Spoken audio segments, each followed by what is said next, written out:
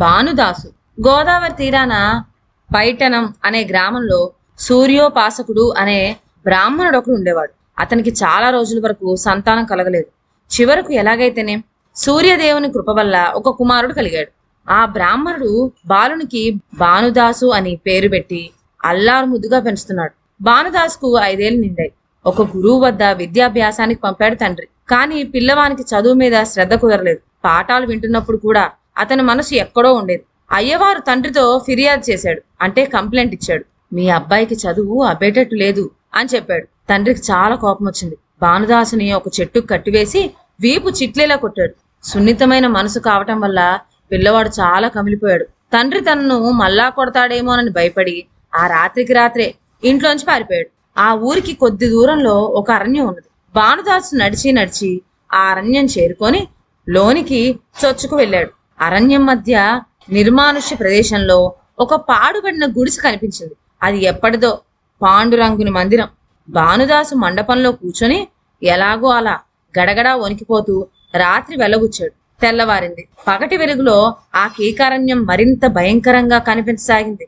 ఇంతలో మందిర గర్భంలో ఉన్న పాండురంగుని విగ్రహం భానుదాసు కంటపడింది. ఒక్కసారిగా బాలునికి జ్ఞానోదయం కలిగినట్లయింది. పూర్వజన్మ సంస్కారం వెల్లువల పొంగి వచ్చింది. గురువు పాఠం చెప్తున్నప్పుడు శ్రద్ధగా వినలేని ఆ బాలుడు ఉచ్చస్వరంతో పాండురంగుని స్తుతించసాగాడు. ఈ విధంగా మధ్యాహ్నం అయ్యేటప్పటికి భానుదాసు ఆకలి దప్పులతో సొమ్మసిల్లాడు. అయినా అతడు తన దీక్ష విడవలేదు. ఇంతలో ఎవరో భానుదాసు అని పిలుస్తున్నట్లు వినిపించింది. బయటికి వచ్చి చూసేటప్పటికి ఒక గొల్లవాడు పాల చెంబు చేత పట్టుకొని నిలబడి అక్కడే ఉన్నాడు. నాయనా, నిన్ను చూస్తే శోషొచ్చినట్లు కనిపిస్తున్నది. ఈ చెంబులో పాలున్నవి, కొంచెం పుచ్చుకుంటావా అని ఆ గొల్లవాడు ఎంతో ఆప్యాయంగా భానుదాసుని అడిగాడు. భానుదాసు మొదట కొంచెం సందేహించాడే గాని ఆకలికి తట్టుకోలేక ఆ చెంబు పుచ్చుకొని పాలు గుటగుటా త్రాగివేశాడు. గొల్లవాడు తన త్రోవను వెళ్ళిపోయాడు. అప్పటి నుంచి ఆ గొల్లవాడు రోజు మధ్యాహ్నం అయ్యేసరికి వచ్చి భానుదాసుకి చెంబుతో పాలు తీసుకొచ్చి ఇచ్చి పోతూ ఉండేవాడు. భానుదాసు భగవద్ధ్యానం చేసుకుంటూ మైమరిచి మధుర స్వరంతో పాటలు పాడుతూ దినాలు క్షణాలుగా గడుపుతూ సాగాడు. ఆ గొల్లవాడెవరో ఈ విధంగా రోజు పాలు తీసుకొచ్చి తనకెందుకు ఇచ్చిపోతున్నాడో అతడు ఆలోచించలేదు. భగవద్ ఉపాసనలో నిమగ్నుడై ఉన్నాడు. అతనికి ఇది ఆలోచించే వ్యవధి కూడా లేకపోయింది. ఆ గొల్లవాడు సాక్షాత్తు పాండురంగడేనన్న సంగతి అతనికి తెలియదు. ఈ విధంగా సంవత్సరాలు దొర్లిపోయాయి. భానుదాసు అడవిలోనే గొల్లవాని రూపంలో పాండురంగడు తెస్తున్న పాలుతోనే పెరిగి పెద్దవాడయ్యాడు. ఇలా ఉండగా ఒక రోజున పైట్నా గ్రామానికి చెందిన కట్టెలవాడొకడు కట్టెల కోసం భానుదాసు ఉంటున్న అడవిలోకి వచ్చాడు. ఆ పాడుబడిన గుడికి దగ్గరలోనే కట్టెలు కొడుతూ ఉండగా అతనికి అమృతతుల్యమైన కంఠంతో భక్తి పరవశమైన మధురగానం వినిపించింది. ఆ పాడుతున్నది ఎవరో అని ఆలోచిస్తూ అతడి గుడి వద్దకు వెళ్లి తొంగి చూశాడు. అతనికి తేజోమయుడైన భానుదాసు ధ్యానమగ్నుడిగా కనిపించాడు. ఆ కట్టెలవానికి తమ గ్రామంలోని వాడే బ్రాహ్మణ పుత్రుడొకడు పారిపోయిన సంగతి తెలుసు. అందువల్ల వెంటనే అనుమానం కలిగి తిరిగి వెళ్లి భానుదాసు తల్లిదండ్రులకు ఈ వార్త తెలిపాడు. వెంటనే వారంతా కాళ్లకు రెక్కలు కట్టుకు వచ్చినట్లుగా ఇక్కడ వాలారు. భానుదాసును చూచి, నాయనా, ఇన్నాళ్ళు ఎక్కడ ఉన్నావురా అని కౌగిలించుకున్నారు. తరువాత ఇంటికి తిరిగి రమ్మని బలవంతం చేసాగారు. కాని భానుదాసు, తండ్రి, నేను మందిరం విడిచిపెట్టి రాలేను అన్నాడు. అలాగైతే మేము అన్నహారాలు మాని ఇక్కడే ప్రాణాలు విడిచేస్తాం. నిన్ను వదిలి బ్రతకలేమురా అన్నారు తల్లిదండ్రులు. అప్పుడు భానుదాసు ధ్యానమగ్నుడైన పాండురంగను తలుచుకున్నాడు. రంగదేవుడు అతడికి ధ్యానంలో సాక్షాత్కరించి, భానుదాసు, నీవు ఇంటికి తిరిగి వెళ్ళు. గృహస్థుడివై తల్లిదండ్రుల అభీష్టం నెరవేర్చు.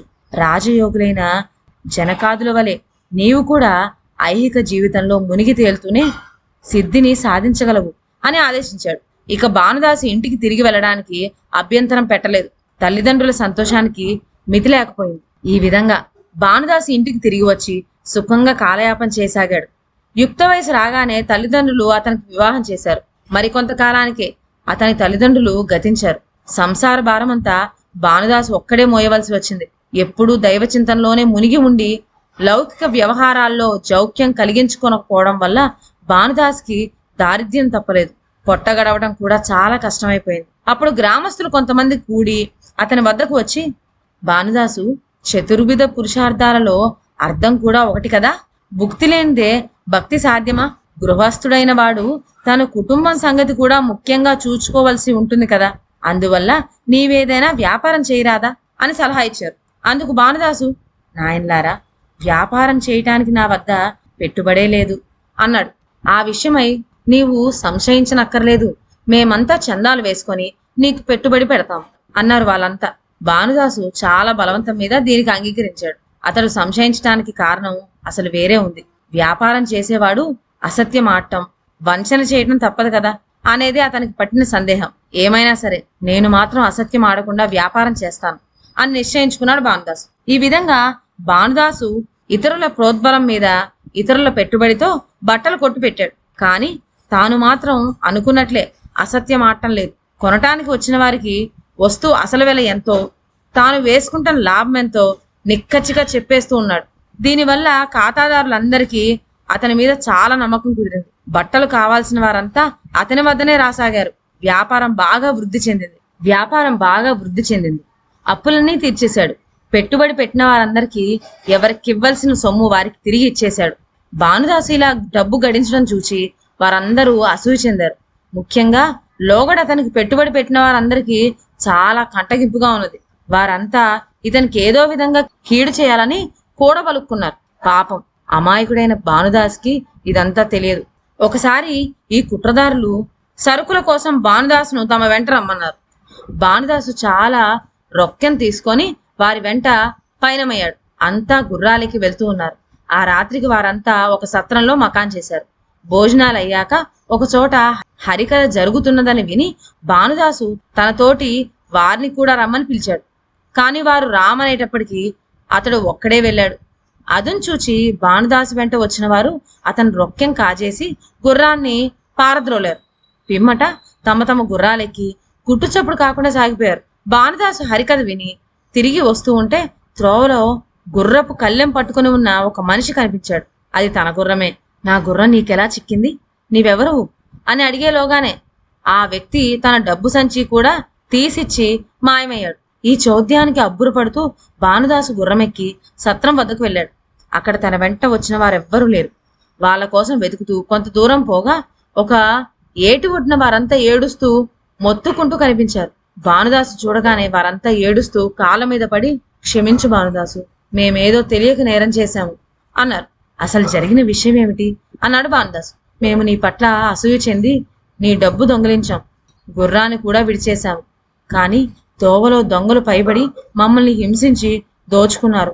భగవంతుడే మమ్మల్ని ఈ విధంగా శిక్షించాడు అన్నారు. అప్పుడు భానుదాసు, ఇదంతా పాండురంగని మహిమ అని గ్రహించాడు. నాయన్లారా, నాదేమున్నది, ఆ పాండురంగన్ని వేడుకోండి, అతడే మిమ్మల్ని మన్నిస్తాడు అని ఉద్దేశించాడు. అప్పట్నుంచి భానుదాసు వ్యాపారం కట్టిపెట్టి తన కాలాన్నంతా భగవద్ధ్యానంలోనే వినియోగించసాగాడు. ఇదండి వాటి కథ. మరొక మంచి కథతో నెక్స్ట్ వీడియోలో కలుద్దాం. అంతవరకు సెలవు. నా ఛానల్లోని కథలు మీకు నచ్చినట్లయితే నా ఛానల్ను లైక్ చేసి సబ్స్క్రైబ్ చేయండి. షేర్ చేయడం మర్చిపోవద్దు. కొత్త కథల నోటిఫికేషన్ కోసం బెల్ ఐకాన్ ప్రెస్ చేయండి. Thank you.